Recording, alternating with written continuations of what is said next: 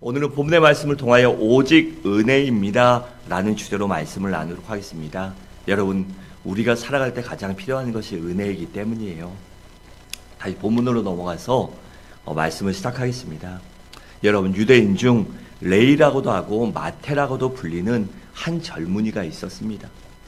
그는 레이 지파의 한 사람으로 중산층 가정에서 태어나 고등교육을 받은 사람이었어요. 그런데 그가 속한 레이 지파는 어떤 지파지요? 이스라엘 백성들이 출애굽한 후 시내산에서 모세가 하나님을 만나고 있는 동안 그 시간을 참지 못하고 금송아지를 만들고 거기다가 섬기고 우상에게 절할 때 가담하지 않은 지파였습니다. 그 수많은 사람들의 회유와 겁박에도 그 우상 숭배에 가담하지 않고 믿음을 지켰습니다. 그 후 하나님께서는 그들의 믿음을 보시고 그들을 특별히 여겨 레이 지파를 택하여 제사장 직분과 성전에서 하나님을 섬기는 직분을 맡기셨어요. 그래서 아마도 레이는 이 제사장 가문의 사람일 수도 있습니다. 그런데 레이가 태어났을 때 이스라엘의 사정은 녹록하지 않았습니다. 정치적으로는 로마 제국의 지배를 받고 있었고, 종교적으로는 율법을 가르치는 바리새파와 제사장을 중심으로 한 사두개파 두 개의 바로 양분되어 서로 못자마고가 안달이었죠. 그런데 바리새파 사람들은 말씀은 열심히 가르쳤지만 말씀대로 살려고 노력하지는 않았어요. 그냥 말씀을 가르치는 데만 집중했지 삶에 적용하는 것은 그들은 신경 쓰지 않았습니다. 그런 가식적이고 위선적인 모습을 본 젊은 레이는 아주 크게 실망을 합니다. 또 자기 지파인 사두개파 사람들은 늘 시류에 편승하는 기회주의자였어요.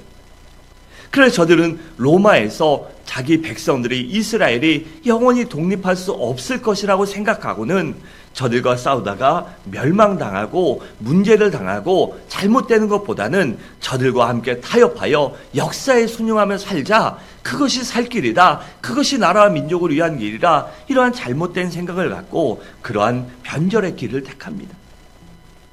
젊은 레이는 이러한 사람들을 보고 민족 정신도 잃어버리고 정체성도 잃어버리고 자기 의식이나 모든 것을 잃어버린 그러한 자기 문중의 사람들에게 실망도 느낍니다.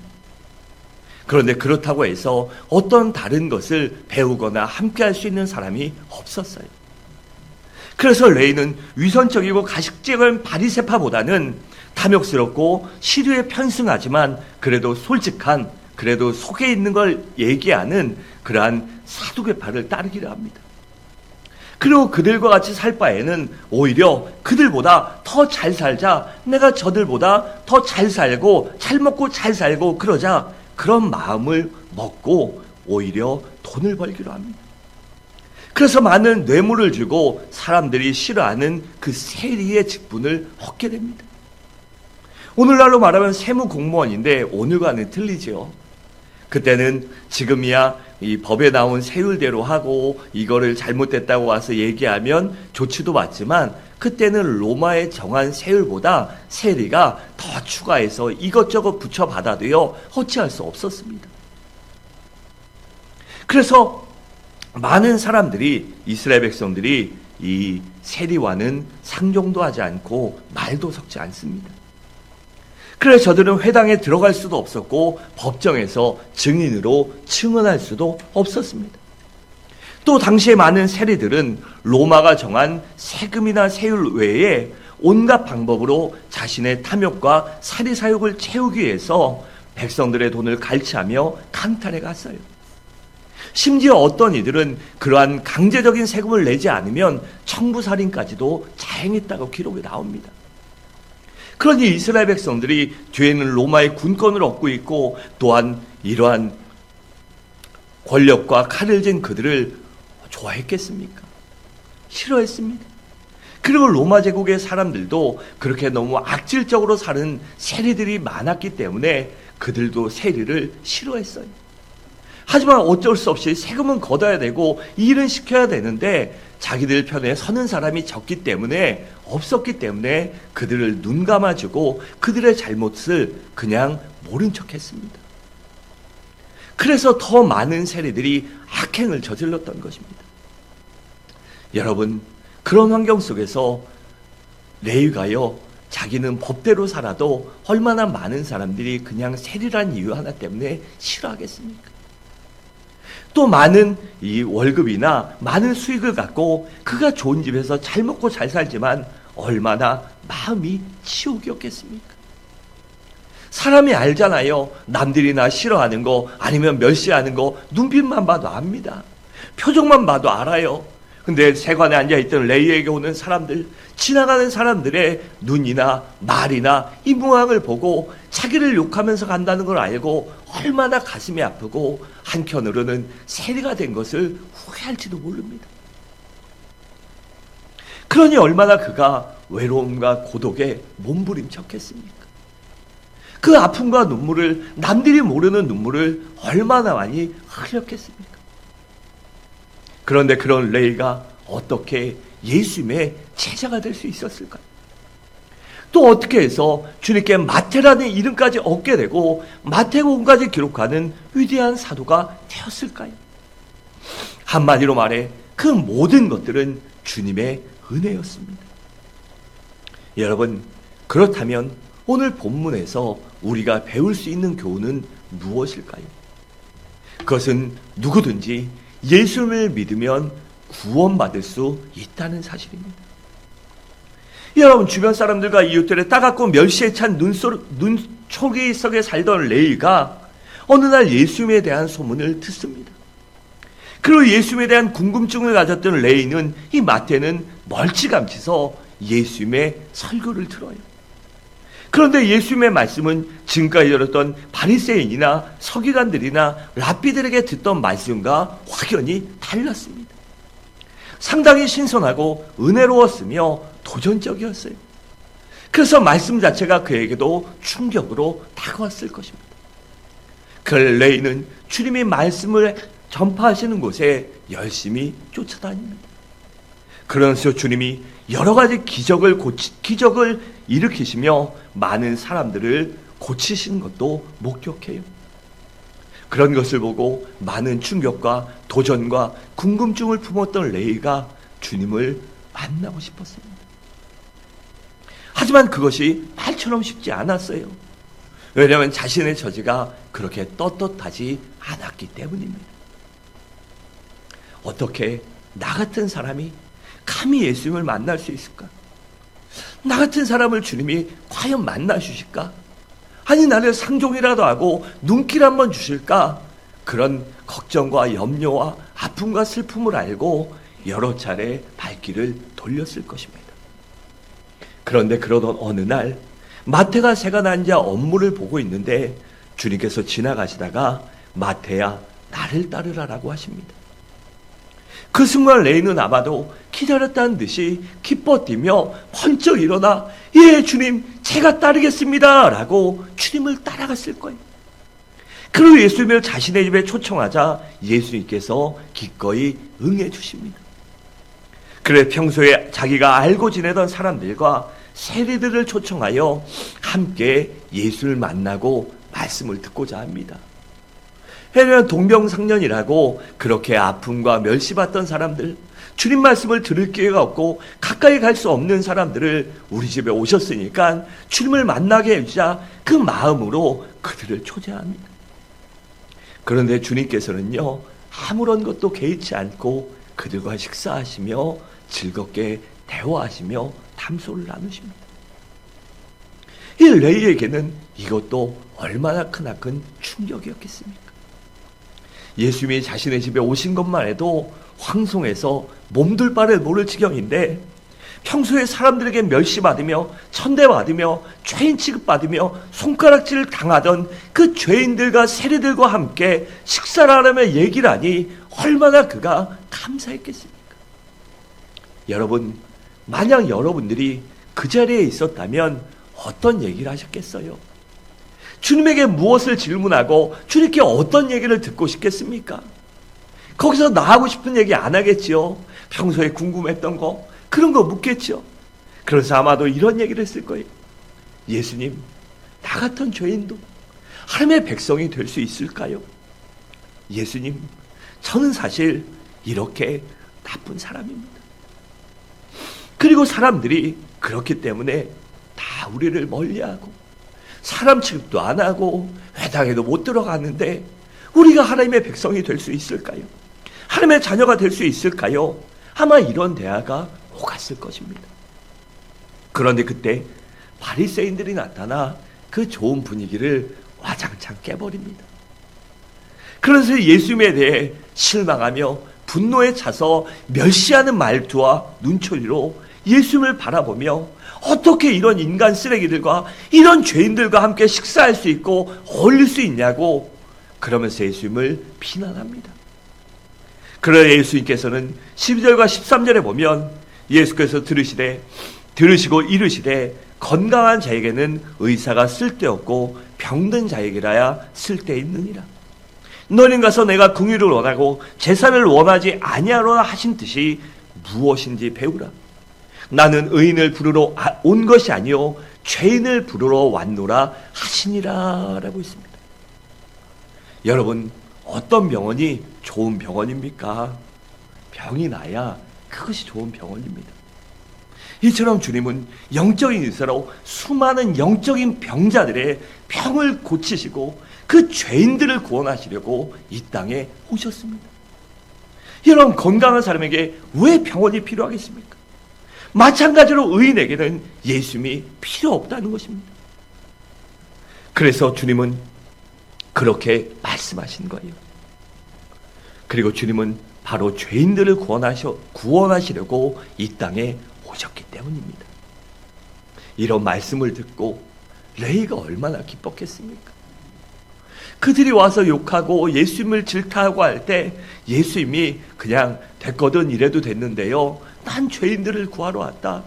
하나님의 말씀이 무엇인지 그 말씀을 너희가 가서 돌아보고 그 말씀대로 살아라. 왜 말씀을 믿지 않냐? 하나님을 믿고 따르지 않느냐라고 오히려 그들을 질책하시며 자신들을 난 이런 사람을 구원하고 이런 사람과 함께하기 위하여 이 땅에 왔다고 하시니 얼마나 기쁘고 감사했겠습니까? 그리고 그 자리에 함께 있던 모든 사람들도 얼마나 기쁘고 주님이 감사했겠어요. 예수님께서는 나 같은 사람을 구원하러 오셨구나. 예수님께서는 나 같은 사람도 사람 취급하며 나 같은 사람도 함께 하시며 나를 구원하시고 은혜 베풀어 주시구나. 얼마나 기뻤겠어요. 그래서 마태는 예수님을 통해 구원받고 제자가 되어 예수님께서 죄인들을 구원하시기 위해 이 땅에 오셨다는 사실을 증거하기 위하여 가르치기 위하여 마태복음을 기록하며 그 맨 처음에 예수님의 족보를 기록한 것입니다. 그래서 마태복음 1장 1절은 이렇게 말씀합니다.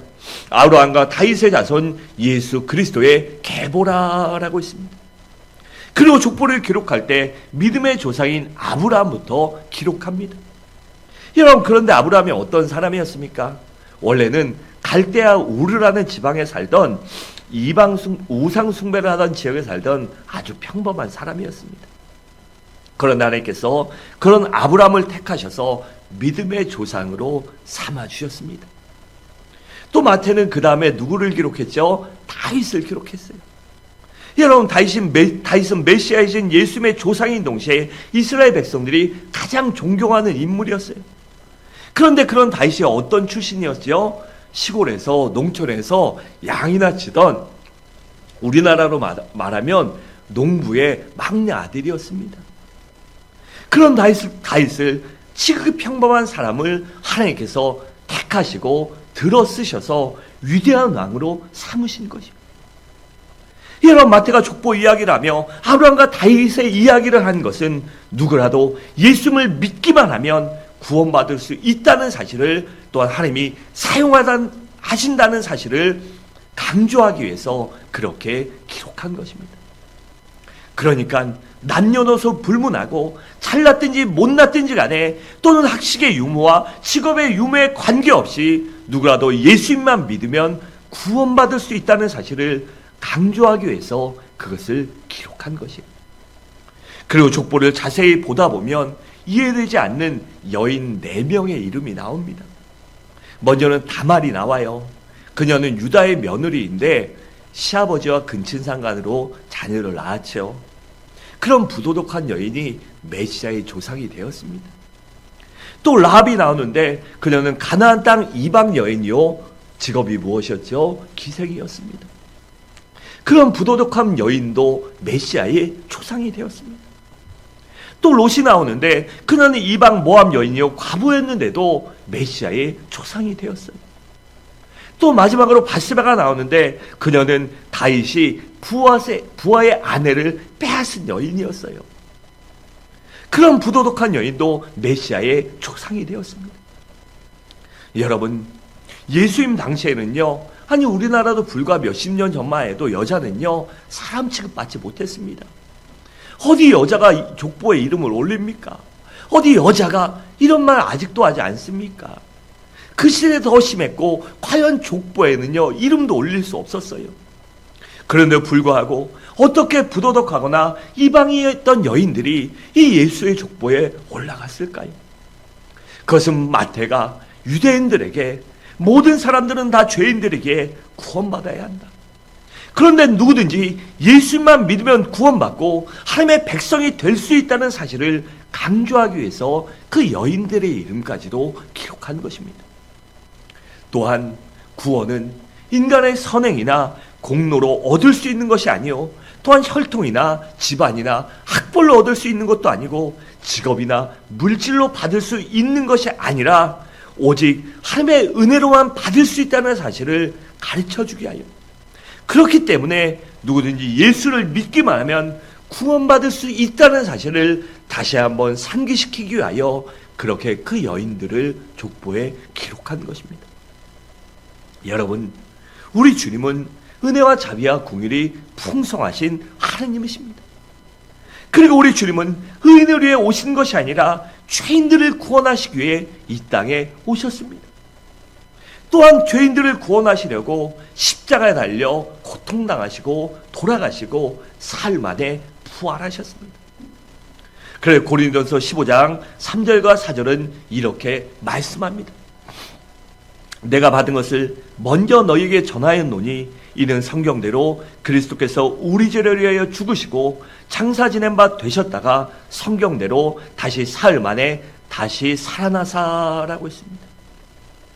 여러분, 이렇게 죄인을 구원하시기 위해 오신 우리 주님은요, 우리들의 과거나 어떤 잘못도 묻지 않으십니다. 그래서 그런 것들 때문에 가슴앓이하며 주님 앞에 나오지 못할 이유가 전혀 없는 것이에요. 왜냐하면 주님께서는 그런 사람을 부르러, 찾으러, 구원하러 오셨기 때문입니다. 그래서 이사야 53장 5절은 이렇게 말씀합니다. 그가 찔림은 우리의 허물 때문이요, 그가 상함은 우리의 죄악 때문이라. 그가 징계를 받음으로 우리는 평화를 누리고 그가 채찍에 맞음으로 우리는 나음을 받았도다라고 있습니다. 여러분, 하나님의 은혜에는 장애물이 없습니다. 내 잘못이나 실수나 약함이나 부족함이나 내가 남들보다 못한 것이나 그 어떠한 것도 하나님의 은혜 받는 데는, 은혜의 보좌에 나아가는 데는 장애물이 될 수 없습니다. 누구든지 예수를 믿기만 하면, 예수의 보혈을 의지하여 십자가를 의지하여 주님의 보좌 앞에 나가면 구원받을 수 있고 은혜 받을 수 있습니다. 왜냐하면 예수님께서는 의인을 부르러 오신 것이 아니라 죄인을 부르러 오셨기 때문입니다. 그래 본문 13절은 이렇게 말씀합니다. 너희는 가서 내가 궁의를 원하고 제사를 원하지 아니하노라 하신 뜻이 무엇인지 배우라. 나는 의인을 부르러 온 것이 아니요 죄인을 부르러 왔노라 하시니라 라고 있습니다. 또 로마서 10장 9절과 10절을 함께 읽겠습니다. 시작.